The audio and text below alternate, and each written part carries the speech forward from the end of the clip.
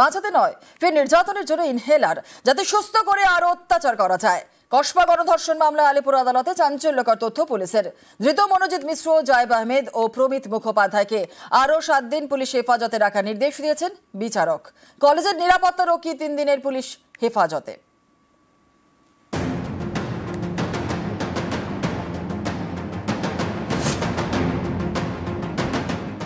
বুধবার সাউথ ক্যালকাটা ল কলেজে গণধর্ষণের অভিযোগ। পরদিনই ধরা পড়ে মূল অভিযুক্ত মনোজিৎ মিশ্র এবং জায়েব আহমেদ ও প্রমিত মুখোপাধ্যায়। গ্রেপ্তার করা হয় কলেজের নিরাপত্তা রক্ষী পিনাকি বন্দ্যোপাধ্যায়কেও। মঙ্গলবার ধৃতদের তোলা হয় আলিপুর আদালতে। সেখানেই চাঞ্চল্যকর তথ্য দেয় পুলিশ। সরকারি আইনজীবী বলেন, বুধবার ঘটনার সময় নির্যাতিতাকে ইনহেলার দেওয়া হয় যাতে সুস্থ করে তার উপর আরো অত্যাচার করা যায়। এতটাই বেপরোয়া। পড়ুয়ার অভিযোগ অনুযায়ী তাকে সন্ধ্যে 7:30 থেকে রাত 10:50 পর্যন্ত আটকে রাখা হয়। আর সিসি ক্যামেরার ফুটেজ অনুযায়ী রাত 8টার পর কলেজের উল্টো দিকের ওষুধের দোকান থেকে ইনহেলার কেনে জায়েব। বিলের স্ক্রিনশট অনুযায়ী রাত 8:29 ইনহেলার কেনা হয়। পুলিশের তথ্য অনুযায়ী নির্যাতনের সময় অসুস্থ হয়ে পড়েন কলেজ পড়ুয়া। তখন ইনহেলার কিনে আনে জায়েব, কিন্তু সেটা ওই ছাত্রীর প্রতি কোনো দরদ থেকে নয়, বরং তাকে কিছুটা সুস্থ করে যাতে আরো অত্যাচার চালানো যায় সেই লক্ষ্যে।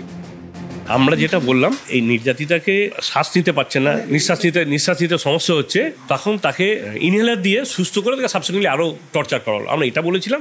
আর বলেছিলাম যে মেডিকেল এভিডেন্স করবোরেট তো করছিলই, তার সাথে ইলেকট্রনিক এভিডেন্সেস আর সার্কামস্ট্যান্সিয়াল এভিডেন্স করবোরেট করছে version of the victim.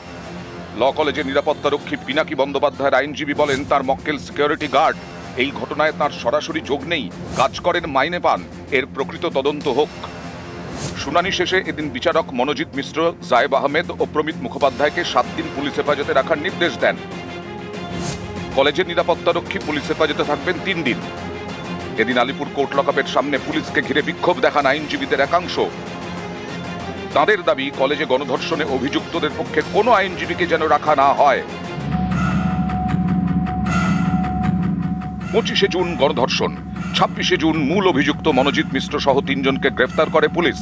Police জানতে চাইছে, অপরাধের পরে ধৃত 3 জন কাকে কাকে ফোন করেছিল। ঘটনার দিনের সিসি ক্যামেরা ফুটেজ খতিয়ে দেখেছেন তদন্তকারীরা।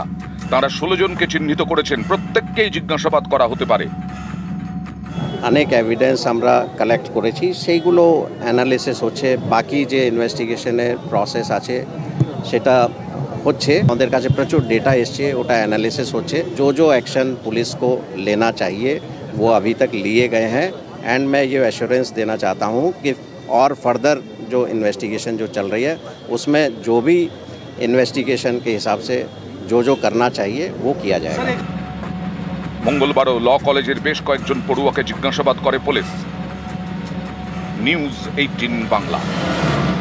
ল কলেজে গণধর্ষণের পরে মঙ্গলবার গভর্নিং বডির বৈঠক। আর এই গভর্নিং বডি নিয়ে নানান প্রশ্ন। কলেজের গভর্নিং বডিতে কিভাবে ভাইস প্রিন্সিপালের স্বামী মনোজিৎ মিশ্রের বিরুদ্ধে থানায় ভুরি ভুরি অভিযোগ, তারপরেও কিভাবে গভর্নিং বডির সুপারিশে কলেজের অস্থায়ী পদে নিয়োগ?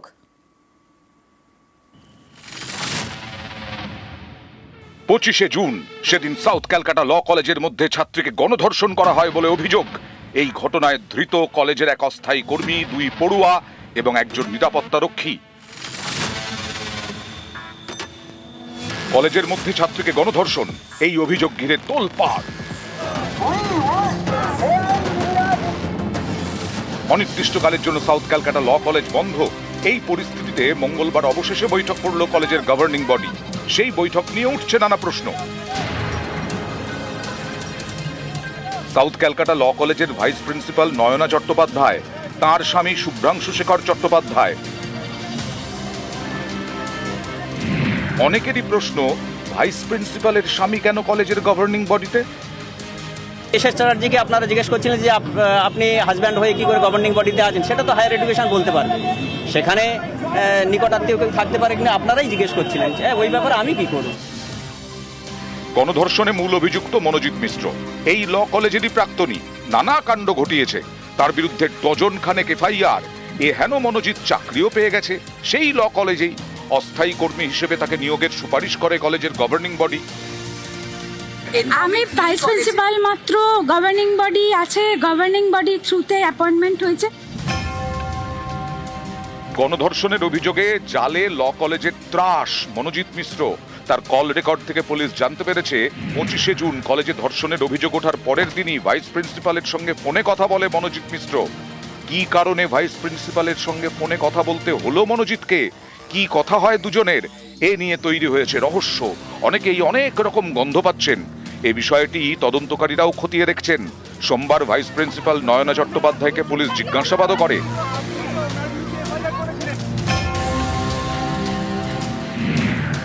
2012-এ দক্ষিণ কলকাতার ল কলেজে ভর্তি হয় মনোজিৎ মিশ্র। তারপর থেকেই কলেজে বিভিন্ন গোলমালে নাম জড়ায়, মারামারিতেও অভিযুক্ত।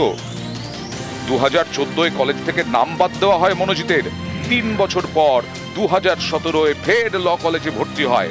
2019-এ সাউথ ক্যালকাটা ল কলেজের ভাইস প্রিন্সিপাল হন নয়না চট্টোপাধ্যায়। কলেজে একের পর এক ঘটনা ঘটায় মনোজিৎ। এটা পুনরাবৃত্তি ঘটনা আমি বলবো, এর আগে ঘটনা ঘটেছে।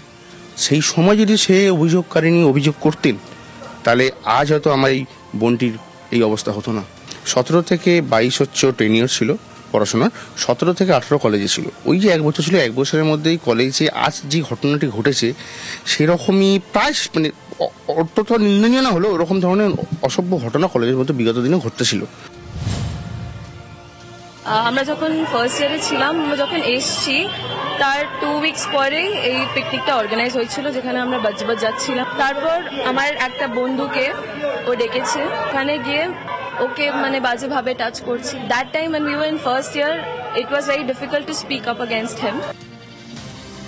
এসবের পরেও কলেজে গভর্নিং বডির সুপারিশে 2024 সাল থেকে কলেজের অস্থায়ী কর্মী পদে চাকরি করছে মনোজিৎ। শুধু তাই নয়, ইতিমধ্যে তার চাকরির চুক্তির মেয়াদও বাড়ানো হয়েছে। অনেকের প্রশ্ন, এই মনোজিৎ যে কলেজের ত্রাস, নানা বেয়াদপি করে বেড়ায়, এসবের কি কিছুই জানতেন না ভাইস প্রিন্সিপাল? কেন তিনি মনোজিতের বিরুদ্ধে কোনো পদক্ষেপ করেননি? তাৎপর্যপূর্ণ বিষয় হলো, পুলিশ তদন্তে জানতে পেরেছে গণধর্ষণের অভিযোগ ওঠার পর এই ভাইস প্রিন্সিপালের সঙ্গেই ফোনে কথা বলে প্রধান অভিযুক্ত মনোজিৎ। আমরা বরাবরই কথা বলতে চেয়েছি, কিন্তু নানা রকম কারণে সেটা হয়ে ওঠেনি, বা উনি জানা সত্ত্বেও বোঝা সত্ত্বেও প্রপারলি স্টেপস নিতে পারেননি। নিউজ 18 বাংলা। গত 25শে জুন বুধবার দক্ষিণ কলকাতার ল কলেজে গণধর্ষণ করা হয় বলে অভিযোগ। আর অবশেষে মঙ্গলবার বৈঠক করল কলেজের গভর্নিং বডি। সেই বৈঠকেই একাধিক সিদ্ধান্ত নেওয়া হয়েছে। অস্থায়ী কর্মীর চাকরি থেকে বরখাস্ত মনোজিৎ মিশ্রকে, বেতন ফেরত দিতে হবে মনোজিৎকে, এবং বহিষ্কৃত 2 পড়ুয়া প্রমিত মুখোপাধ্যায় এবং জায়েব আহমেদও।